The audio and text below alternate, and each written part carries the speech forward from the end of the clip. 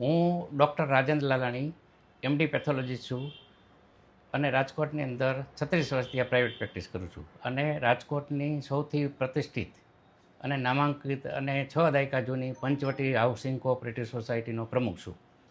Sir, ખાસ Panchavati society દ્વારા એક રિચાર્જેબલ એક ગાર્ડનિંગ તૈયાર કરવામાં આવ્યું છે. આ કઈ પ્રકારનું છે, શું કહેશો?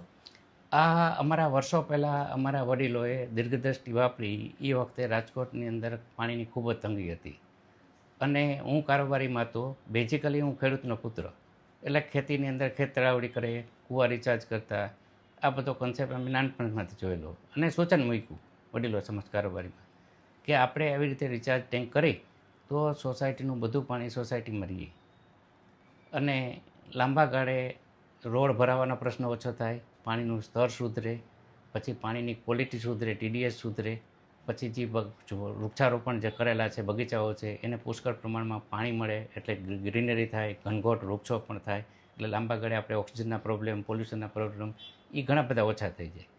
એટલે સોસાયટીના જે કોમન પ્લોટ હતા, બગીચા હતા, એને અંદાજે 5 થી 6 ફૂટ સુધી ખોદી નાખવામાં આવ્યા.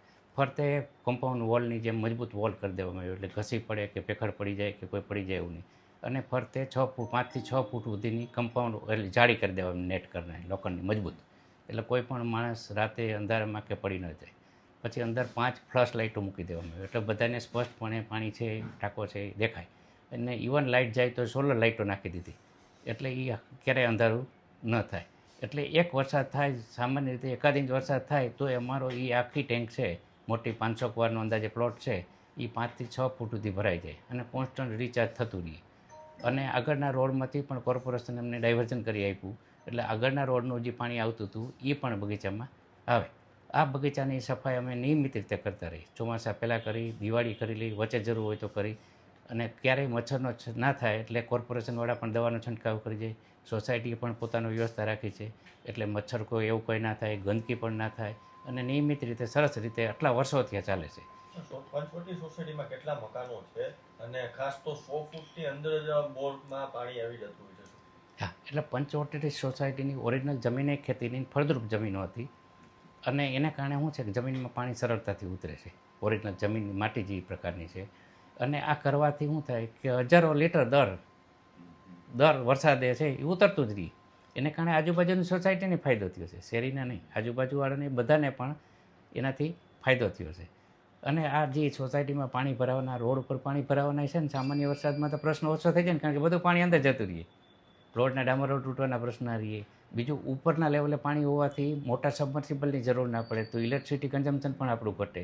પછી પાણીનો ટીડીએસ પણ તમે 2000 ફૂટેથી પાણી કાઢો તો ગરમ હોય, ક્ષારવાળું હોય તો એ પણ ક્વોલિટી સુધરે બધી. એટલે લગભગ બધા ફાયદા જ છે અને સામાન્ય ખર્ચમાં થઈ ગયું હતું. સોસાયટીની જમીન તો પોતાની હતી તો સામાન્ય ખર્ચમાં થઈ ગયું હતું અને મેન્ટેનન્સનો થોડો ખર્ચ થાય. તો સોસાયટી અંદર 177 બંગલા છે અને આ બંગલા એટલે બહુ મોટા, બધા 300 વાર મિનિમમ છે. એટલે રાજકોટના ખૂબ જ ધનાઢ્ય કહેવાય એવા ઉદ્યોગપતિ વેપારીઓ ત્યાં રહે છે, એવા ડૉક્ટરો નામાંકિત રહે છે, ઘણા દાનવીરો રહે છે. એટલે વર્ષો જૂની સોસાયટી છે અને એકદમ છે ને નંબર 1 કહેવાય એવી હાઉસિંગ કોઓપરેટિવ સોસાયટી છે. એનો વહીવટ અમારા વડીલો ધીરુભાઈ ધાબલિયા જે વકીલ હતા, સહકારી કાયદા નિષ્ણાત હતા, એને સ્ટાન્ડર્ડ ઓપરેટિંગ પ્રોસિજર વ્યવસ્થિત કરેલી કે સોસાયટીની મિટિંગો આ થાય, એનું રેકોર્ડ આ રીતે થાય વર્ષોથી. અને એ ટ્રાન્સપરન્ટ વહીવટ બધો ચાલે, નિયમિત ઓડિટ થાય, બધું જ વ્યવસ્થિત થાય કે સહકારી કાયદામાં છે આદર્શ સોસાયટી કહેવાય ને એ રીતે વર્ષોથી વહીવટ કરે.